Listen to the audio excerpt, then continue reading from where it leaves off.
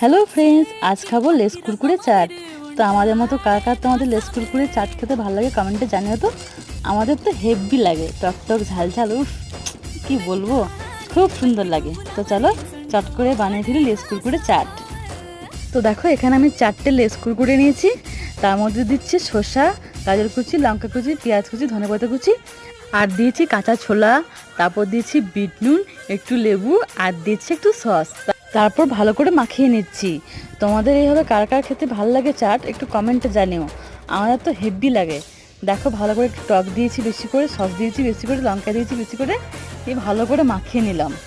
মা আর উনি তো বললো এভাবে তুই প্রতিদিন কিছু না কিছু বানিয়ে খাওয়া, আমাদের তাহলে পেটটা শান্তি হবে, তোরও ভালো লাগবে। বললাম ঠিক আছে, তো এইভাবে বানাবো। তো দেখো আজকে আমাদের বানানো হয়ে গেছে কুরকুরে লেস চাট। উফ কি বলবো, দারুণ দারুণ দারুণ খেতে হয়েছিল।